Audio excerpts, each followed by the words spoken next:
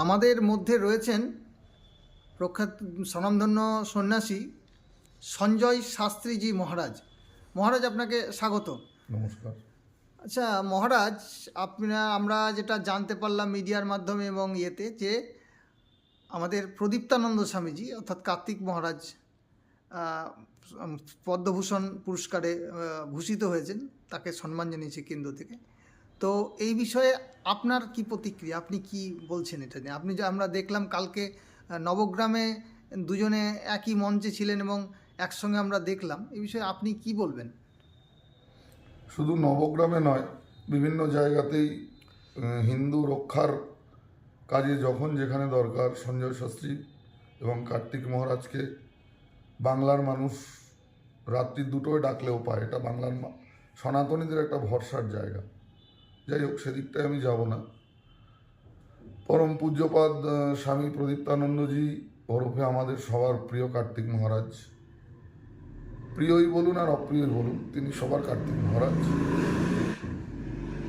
তো তিনি পদ্মভূষণ উপাধিতে বিভূষিত হয়েছেন। আমাদের কেন্দ্রের যে সরকার সেটা সিলেক্ট করেন, সেটা তো কারুর দয়াতে বা কারুর তদবিরে হয় না। তাদের আইবি বা তাদের যে কেন্দ্রীয় সরকারের যে খবরাখবর নেওয়ার যে মাধ্যম, সেই মাধ্যমে তারা খবরাখবর নেন এবং যোগ্য ব্যক্তিকে নির্বাচন করেন। তো এটা কারুর সুপারিশে হয় না। স্বামী প্রদীপ্তানন্দজিকে যারা খুব কাছের থেকে জানেন তারা নিশ্চয়ই জানেন যে বেলডাঙ্গা ভারত সেবাশ্রমে 200-র বেশি অনাথ বাচ্চা, আরও সেন্টারে 400 মেয়ে, কালকে আমরা ওই সেন্টারে আমিও গিয়েছিলাম, 400টি মেয়ে বালিকা, তারপরে হসপিটাল, স্কুল, বিভিন্ন সেবা কাজ, এবং বন্যা খরা যাই হোক বেলডাঙ্গার মানুষ জানে স্বামীজি আছেন বড় ভরসা। এই কাজ দীর্ঘদিনের চলার পথ অতিক্রম, এই কাজের যোগ্য স্বীকৃতি। যদিও পুরস্কার বা তিরস্কার কে করলো না সন্ন্যাসীর কিছু এসে যায় না, কারণ আমার দৃঢ় বিশ্বাস বা আমি তাকে যতদূর ব্যক্তিগতভাবে চিনি, তিনি একজন নিষ্কিঞ্চন বীর সন্ন্যাসী। তো পদ্মবিভূষণ পুরস্কার একটা মাধ্যম মাত্র, যা সন্ন্যাসীকে খুব একটা। আচ্ছা মহারাজ, আমরা দেখলাম যে লোকসভা নির্বাচনের আগে আমাদের রাজ্যের মাননীয় মুখ্যমন্ত্রী আমাদের প্রদীপ্তানন্দজি অর্থাৎ কার্তিক মহারাজকে বলেছিলেন যে উনি একটা দাঙ্গাবাজ। হ্যাঁ, নাম করে বলেছিলেন মঞ্চ থেকে যে তিনি একটা দাঙ্গাবাজ। তো এরকম মানুষ আজকে কেন্দ্র সরকার তাকে পুরস্কৃত করলেন, সম্মানিত করলেন, এ বিষয়ে আপনি কি বলবেন? খুব সহজ কথায় যদি বলি, গোস্বামী তুলসীদাসজি তার লেখনী রামচরিত মানুষে একটা প্রসঙ্গ লিখছেন, যাকো মন মে ভাবনা জৈসি প্রভু মূরতিন দেখি তৈসি। অর্থাৎ যার যেমন ভাব তার তেমন লাভ।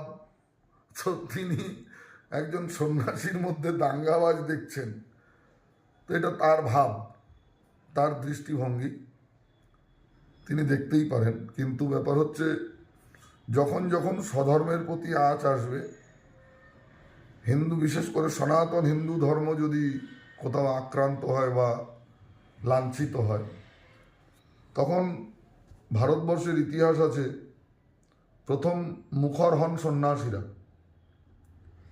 তো কার্তিক মহারাজজি তার যথাচিত সন্ন্যাস ধর্মই পালন করেছেন। যদি কেউ আমার জননী স্বরূপা সনাতন ধর্মকে অপমান করে, অবমাননা করে, তাকে যোগ্য জবাব দেওয়ার জন্য যেখানে যা করার দরকার তিনি করেছেন। তাতে যদি কারোর দাঙ্গাবাজ মনে হয়, বেশ, তাই মেনে নিলাম। কিন্তু এইরকম দাঙ্গাবাজ যেন বাংলার ঘরে ঘরে জন্মায়। আচ্ছা মহারাজ, আমাদের মুর্শিদাবাদের এক সময় এসপি ছিলেন হুমায়ুন কবির, যিনি এখন দেবরার বিধায়ক। তিনি বিগত কয়েকদিন আগে আমাদের সাগরদিঘির একটা সভা থেকে ওখানে যে মোল্লাদের মৌলবীদের যে সভা হচ্ছিল সেখানে উনি বলেছেন যে কার্তিক মহারাজ হচ্ছেন একজন সন্ত্রাসবাদী এবং আমি ওনাকে উনি খুব মানে আমি চাইলে পরে ওনাকে জেলে ভরে দিতে পারতাম। হুম। তো এই রকম একটা মানুষকে আমরা যেটা দেখেছি যে উনি শাহাপুর চানক আপনি যেটা বললেন যে তিনি সেবা কার্য করছেন, সেরকম মানুষকে উনি বললেন যে সন্ত্রাসবাদী। তো এ বিষয়ে আপনি কি বলবেন? ব্যাপার হচ্ছে কি, শ্রীমদ্ ভাগবতে, আমি একটু ধর্মের আধারেই বলি, শ্রীমদ্ ভাগবতে একটা চমৎকার প্রসঙ্গ আছে।